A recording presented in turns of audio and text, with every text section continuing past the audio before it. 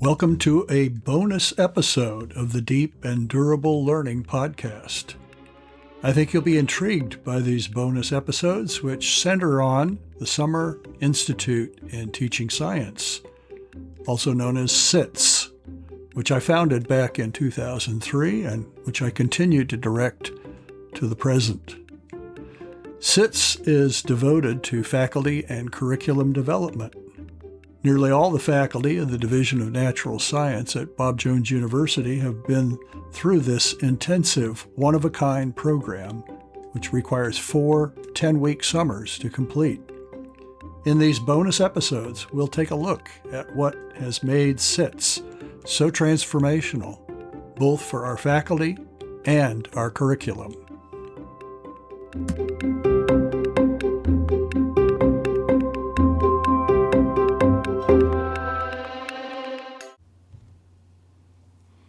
Well, I have today a guest who's a colleague in the Department of Biology at Bob Jones University. Dr. Amy Tuck has joined us for an interview to talk about a course that she teaches to biology majors called Immunology, which obviously is the study of the immune system, specifically the human immune system. So welcome to the podcast, Amy. Thank you. And part of the purpose of talking with Amy is so that you can see some of the principles of learning that we have talked about in previous seasons of this podcast, see them implemented in a practical way in a course. So let me just jump to a practical question first. How would you define the practical value of your course? Why should a student take your course who's majoring in biology? This course is usually, the students who take it are typically biology students or pre-med students who both of them tend to be interested in either the medical profession or going into biological research or an area that helps them to understand the body better. Basically, it's giving a more in-depth view of a specific system within the body. So in anatomy and physiology, you cover all of the different systems in the body, but this is taking just one, the immune system, and just expanding it out to get a better idea of how all of the pieces fit together. Because in reality, the immune system touches all of the other systems. And so it's not one that's typically delved into in many other courses. So it's a topic that is touched very lightly in a couple of courses, but this allows the students to really get into the underlying concepts of the immune response in the body. For biology majors, it could affect them studying cancer research, vaccines. For doctors, they don't get a huge amount in even the medical education that they get once they go to graduate school. So this helps them to go in with a better understanding so that they can apply it while they're learning all the other systems in medical school. So you mentioned its dependence upon some other courses that would have taken that might have briefly touched on the topic. So how do those other courses prepare them for this course? What are you anticipating they're coming with that will make this course work better for them? Most of the students will have taken anatomy and physiology, or if they're pre-med, they'll have taken physiology and anatomy, which is giving them all of the systems of the body. So it's like this big, broad overview. So when they talk about the immune system, it is giving them what are the cells that are involved in the immune response. And it's giving them, these are the organs that are involved in the immune response. But it's not delving into what are the layers of the immune response and how do these cells actually interact and talk to each other in order to protect the body. The fact that we have layers, you have the innate immune response, you have the adaptive immune response, and a lot of times that class doesn't get into that depth of understanding. So it prepares them by showing them these are the cells and the organs, so we don't have to go that basic, but we can build on that framework that's already been established in physiology and anatomy, and then move forward with deeper understanding. Microbiology tends to be another one that students have taken, which is very, very, very helpful, because that's they're the balance to each other. The reason you need an immune response is because of the pathogens that are trying to get in, and your body is actually trying to basically protect itself, defend itself from these pathogens. So by having microbiology, you see how the bacteria, viruses, fungi are trying to attack, and now we kind of show you, okay, God has given you something to protect yourself. How do they interact together? So those are the two main courses that really contribute to their understanding once they get into immunology. Yeah, and you're emphasizing now understanding as opposed to accumulating a store of information. So a typical way of dealing with teaching courses on a variety of levels, including university level, is like these are themes we're going to talk about. But I think your course is based on answering some questions rather than, quote unquote, covering some themes. Yes, when I was looking for a textbook for this class, the majority of immunology textbooks are geared towards grad school. You don't have many that are at a lower level. So a lot of them are an encyclopedia of new terms that just become very overwhelming. Just one example, the cytokines that are produced by the different cells, you have hundreds of them. Can you define a cytokine for us? A chemical signal. Okay. And so, or even receptors on the cell, they have just multiple types of receptors. And in other professors that I've talked to, they say, well, I have them memorize these list of receptors and these cytokines and what they do. But to me, it's more important to look at what questions can we answer and how can we use those individual facts to put together a story so that they make sense. And it's better for your understanding, but also better for remembering what is actually happening in the immune response. So we're not just talking about a preference that you have in terms of how your course is structured. Do you think you're implementing something that is in tune with the way people learn in an optimal manner? I think people learn better with stories is what I have come to the conclusion. In that you have to give them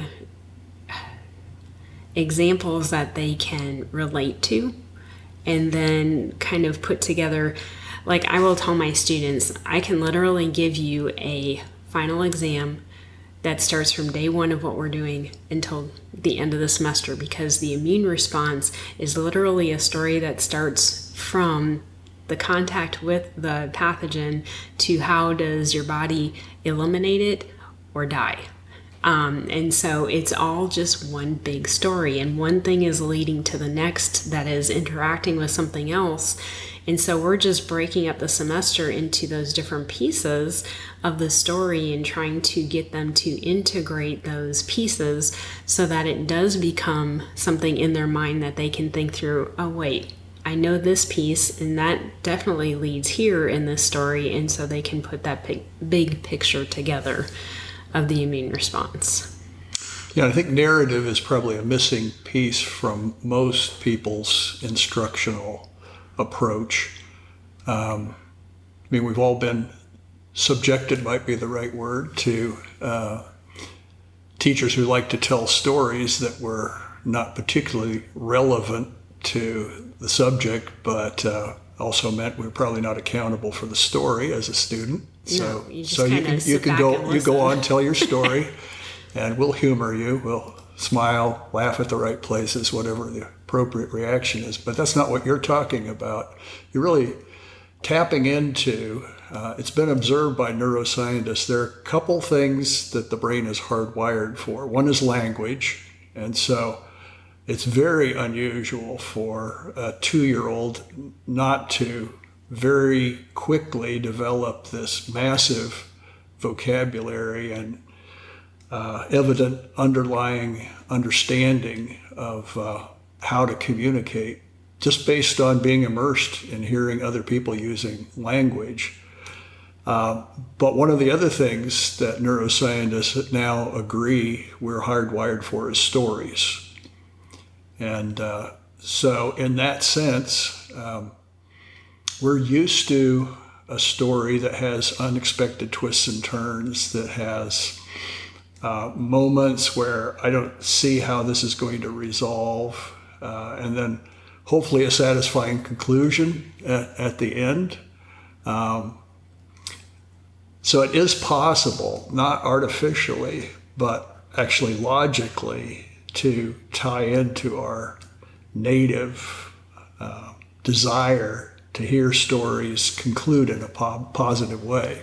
Well, and you can use the stories too, like they already know this story, and you can connect it to something new, so they automatically get the bigger picture of what this is doing. For instance, everybody knows from history and elementary school and everything that Paul Revere had a very specific role in alerting everyone that the enemy was coming, and they needed to get up and respond to that. They needed to go fight.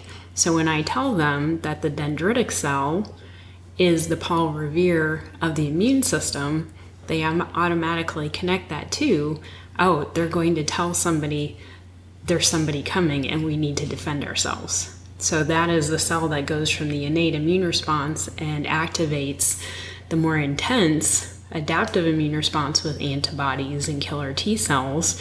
And it has a very, by adding that story in there, they automatically can think of, oh, I know what that cell does. And so it kind of links to something they already know. Even though it's not biology, it's still showing the principle. Yeah. So there are patterns in some of the stories that we tell. Mm-hmm. And analogies are a very powerful way to tap into existing understanding to quickly move to understanding of how that works out in another arena. It sounds like that's what you're doing. Can you tell us a question or two that are drivers for your course that you would say students should be able to not just recite information about this topic, but actually reason within a structure that provides a satisfying answer to a question? Well, one of the things is, like when I was talking about earlier, that the immune response is a set of layers, that it's not just an all or nothing response. So I like them to, we answer the question, when your outer barrier level is breached, how does the innate immune response, outer barrier being like skin, your skin, for instance, yes, is breached, what's the first response? And that's the innate immune response. So you have the understanding that, okay, I have a first level of response, so asking that question. But then further on, when that innate immunity is overwhelmed, how does the adaptive response take over? So you have a first level question that's answered in the first part of the semester, where we just talk about, what are the first defenders and what happens when they can't do it. And then that, because that's going to happen, so then they already have in their mind the next question. So that question leads to the one, well, what happens when it doesn't work? And so you can kind of build the questions that they're actually asking it before you bring that question up. And so one of the things in SITs that I like to, or I've kind of based my course development on is that you remember things better when you're answering a question, when you actually have a reason to listen to or to try and figure out this information because you have this question that you are trying to answer, that you want to really get the understanding of. And so all of my courses that I teach, I try to look for what question is this going to help them answer rather than just giving the information. Yeah, and at least for students who've contextualized what you're teaching about, the questions become compelling. Like it's not an artificial way to develop the course. Like you indicated a moment ago, like they're kind of anticipating the next question. Well, if that's true, then what about? And your course is actually leading to answering that question, which keeps them engaged, among other things, but gives them a level of satisfaction that's helpful for learning and points them toward, but just like a story that's got interesting twists and turns in it, the story's not over yet. There's not a simplistic kind of answer to this. It's much more complicated than you would think, and it needs to be much more complicated. So it's not devilish detail. It's really there are satisfying turns in the story that tell us, but if it were as simple as we've made it out to be to this point, then fill in the blank, some undesirable endpoint. Well, and that's part of what they come in with in physiology and anatomy. They have a week that they cover the immune system, and it's just a very nice little packaged story of the immune system, whereas now we take that 1 week, or say in histology I teach the entire immune system in 1 day. I now take it and expand it into an entire semester, and that's just the first half of the textbook. It literally could go on for an entire second semester, but obviously there's not time to do that. But the complexity is just incredible, and they get a little overwhelmed. And when they're reading the textbook, and some of the comments I've gotten is that this class tends to pull out the big ideas from the chapter so that when they go back to the textbook, it makes more sense. They know what ideas they're supposed to be linking together, and then the supporting details become the facts that help them put the picture together. So that kind of segues into another question, which would be, on what basis did you choose your textbook, and what role does your textbook play in your course? I actually chose the textbook because it was not that, how do you say, like I was saying, most immunology textbooks are for graduate school level, and there's so much detailed information on all of the pathways and all of the things that are activated that you just get lost in all of those little bitty pieces. This textbook pulled back a little bit more, and even though there are a lot of details there, it did give a big picture idea of the story of the immune response, and I liked that perspective. So it gives me the ability to kind of point to, these are the big ideas, and you don't need to know all of these details, but these are the ones that add to the story so that you can get that bigger idea. And then when you go to grad school for immunology, which I always tell them is such an incredible area to research that it would be wonderful for them to do that. And that's your area, right?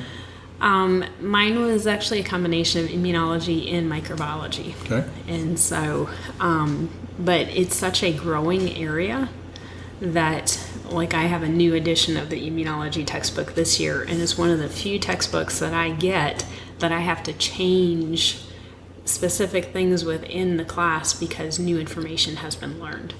Histology has been the same every year I've taught it for 15 years. Study of tissues. The study of tissues. Same tissues, same things are happening. But immunology, they are learning so much so quickly that the textbook just changes each time you get a new edition, which is unusual. And so encouraging them to with this textbook to get the bigger ideas and then support it with the details. I think it's strength. So you're talking about really paradigm-changing ideas that necessitate a change in the logical structure of the course, as opposed to hot topics that, put immunology in the news or whatever. Mm-hmm. Those might be interesting. Those might give some currency to the course. But you're talking about a field that's really, in a definite sense, still in its infancy, without making any deprecating intent about it. But so there's still regularly discoveries that change our whole perspective about how the system works. I mean, even from the time I was in grad school, the main thing that they emphasized in my courses there was the adaptive immune response. And when I started teaching this course 7-8 years ago, I was shocked at how much the innate, the one that's already there, how much they had learned and how essential they have realized that it became, and it, is just expanded the knowledge within the medical field. And within just how the body works, responding to different pathogens and things like that. So it's just incredible to see how the research has developed. So what role do facts play in your course? I think they are actually where the concepts and the big picture idea give you the main story that's going along.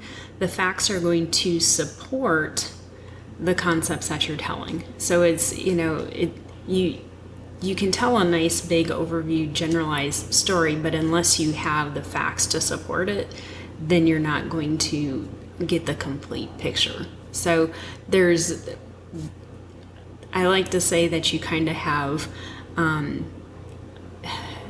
a combination. You have certain things that you have to know in order to develop those concepts in that bigger picture, and that together it gives you the whole idea and understanding. So when we talk about knowing facts, in a real sense, facts are the products of somebody else's thinking. So how does a student in your course get to a point where they're not just competent encyclopedias, but they actually demonstrate that they know what those facts are claiming? Well, I mean, a fact is you have to, B cells produce antibodies. But the understanding level comes in how the B cells are activated by certain pathogens, not all pathogens, and then they produce very specific antibodies to that pathogen. And so it's looking at, yes, it's a fact the body produces these cells, but the bigger picture is, what is the role of these cells within the immune response, and how is it responding to those foreign pathogens that are coming in? So it's being able to use the facts within, within the story to get the bigger idea of what's happening. And you're not just listing, okay, there's B cells, there's T cells, there's macrophages, but you're able to think through, okay, these actually have to interact together to get the immune system to work effectively. Okay, so those are pieces of the narrative, mm-hmm. and I know what they contribute to the progress of the narrative. Mm-hmm. What did you take into account when you designed the course? It wasn't as simple as finding a textbook that had a narrative, I suspect. Well, I needed to take into account where the information that they had coming into the class. So recognizing that some of them would have physiology and anatomy, some of them would have bacteriology, but not all of them. And so I would have to take into account what basis of understanding or what I could build on when I designed the course. So like my first chapter is, I talk about the history of immunology. And within the history of immunology, you're actually talking about microbiology, because it's the same group of people who discovered microbes were the ones that were working with immunology as well, and how those two sciences actually developed together. And so you can kind of pull together those pieces, and we talk about within that first chapter just a big overview of the body. And so you have to take into account where the students are coming from, try to get them all to the same point when you're designing that class, so that you can all move forward in the same, hopefully, level of understanding, and not leave anybody questioning what's going on. Yeah, and again, it might be helpful to underscore for those who are listening, we're not talking about you've been exposed to information before in these courses, but you've actually assimilated some ideas that are the basis for which the building process this semester is going to start with your comprehension of those ideas. And if your comprehension is flawed, then you're compromising your ability to learn this semester. So we've got a context that's going to go deeper. Yes. Yeah, this course tends to be one that is built on other ones they've taken. It's not more of one where it's leading to another class. This one tends to be one that's more of a capstone kind of course, where it's more specific in one particular area. The practical value of the course, do you think it changes the way students live? Do you think they maybe become somebody who has something to say about decisions that they or their peers face? Well, I think it gives them a better understanding in many areas. If you're thinking in terms of, for instance, somebody is going into cancer treatment, they would have a better understanding of, what the doctor is trying to do with the immune response to help that person fight off the cancer. Or if you are discussing vaccines, you have a better understanding of why the vaccine is actually going to prepare your body to fight off the pathogen before you even face it. So it's allowing them to have an understanding of issues that they may face in the real world, so that they can really make better decisions about the things that they are interacting with. So you find they do this just kind of intuitively, or do they bring questions to class that they want to talk about? How does that work? Sometimes they bring questions to class. I've even, I've had somebody whose mom has an autoimmune disease. And so we can kind of talk about how a failing in the immune system is why an autoimmune disease can develop. And so how the treatments for that are going to affect literally their whole life, because it's affecting the way your body can respond to pathogens. I typically tend to bring up, when I'm talking about the immune response, secondary response is when I bring up vaccines, because the whole point or the whole principle of your immune system is that when you face a pathogen the first time, your body prepares memory cells so that the next time they see it, they attack faster and they have better equipment to fight it off. So you may still interact with that pathogen, but it's not going to be as bad, and you are going to recover sooner. This is what you called adaptive immunity a while ago. Yes. That I'm preparing a line of defense that I didn't have innately, but I now am confronted with a pathogen, and I'm going to adjust, and I'm going to create a strategy that's going to hopefully allow me to fight this thing off. Right. And it's just exciting to see that each time your immune system interacts with that specific pathogen, they teach the immune system to be better and better and better. So you have a faster response, you have a more specific response every time you interact with that one specific pathogen. And so it's just incredibly designed. Every chapter that we go through in this textbook or in this semester, we just see design. That God created such an incredible system to be able to protect us. So what's the feedback from students like? I mostly have positive feedback from this class because so many of them, even when you think back to learning about the body through elementary school, through high school, your biology class, the one system that teachers tend to go, that's kind of complicated, I don't really feel like talking about it, is the immune system. And so in general, people don't have a very good idea of how their immune system works. And so as we're walking through the semester and looking at these pieces, just interacting together to protect us, students are amazed.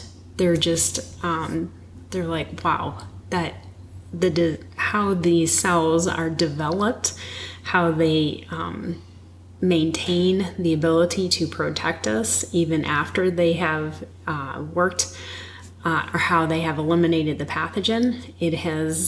They're just amazed. They like the way that I tend to take the detail, messy stuff of the book and pull out the concepts so that they can get that big idea. They like the stories, the Paul Revere stories of the class. I've worked several years on trying to, find the specific examples that will stick in their minds and try and help them to remember. And I think we have some good ones. I had a student in class raise their hand and I get it. That example that just clarified exactly what, I can see it happening because of that example. And so they tend to have very good reviews with this class. They enjoy it. They enjoy learning the little pieces that bring out the whole story. So in the Summer Institute of Teaching Science SITs, we often say that telling is not teaching.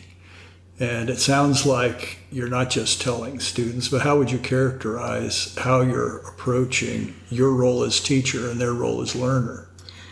To me, it has to be kind of a mixture of things because there is so much new information that they haven't heard that I tend to give chunks or pieces, and then we kind of stop and step back and think about it and okay, what are the consequences of having this type of response in the body? One of the really big ideas for the entire immune system is recognition and response.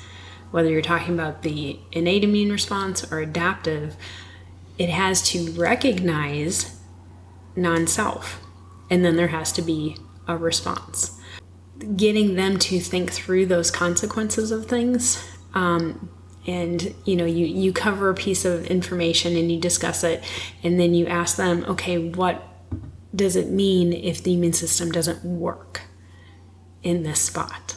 Okay, we just talked about this whole sequence of the dendritic cell has to go to the adaptive immune response and say, we need help. Well, what happens if there's a mutation and that dendritic cell can't tell them? What does that look like in the body? Mm-hmm. And then you sit there and you let them think about it, and they're all like, oh, the body can't respond. And so you have a very small group of people that have that type of mutation that you actually don't get the adaptive immune response, and you have a very short lifespan. Yes. Yes, you do. Those people do not live very long. Right. And there's pieces like that all through every topic we talk about. I'm like, okay, what if this doesn't work? What's that going to look like in your immune response? What are you not going to be able to do and what are you not going to be able to recognize. And so it kind of keeps them thinking critically about the information that they're pulling in. And so one of my favorite projects that I've developed in all of my classes is the poster project that they do. Is I introduce it the very first day of class and tell them that they are going to become the immunology experts, and they are going to choose a topic where the immune system doesn't work. And so it's either a type of cancer, an autoimmune disease, a pathogen that tends to be one of the bad ones. And then they have the semester to research it. And I have them answering specific questions like, what does the disease look like in the body? From an immunologist point of view, what is happening to either cause the disease or allow it to happen? So they're looking for the failings in the immune response. And then I have them look at, okay, what kind of treatments are normally used? How is that using the immune response to actually help with eliminating it, or is it inhibiting the immune response in the case of an autoimmune disease? So it forces them to think through immunologically this specific instance, and they become the expert there. And I have them actually do a full-size poster, and on the last day of class we go around and each person presents their poster to the class. And so we've had students do HIV, we've had students do cancer, different types of cancer, breast cancer, we've had them do bubonic plague and why that works, because your immune system should be eliminating it, but people die. So what is the failing in the immune response there? They just choose topics kind of all over the place. It's new every semester. And so I really feel like they are being able to take the things that they have learned through the semester and apply it to that very specific situation to be able to explain to me what they know about the immune response and why it is happening the way it is. It's a very good project. They enjoy it. Well, thanks for being with us today, Dr. Tuck. And sounds like your passion comes through to your students and to us today. Maybe you have some envious listeners who wish they could be in your course. If so, you've accomplished your objective. Thank you for being with us today. Thank you for allowing me to be here.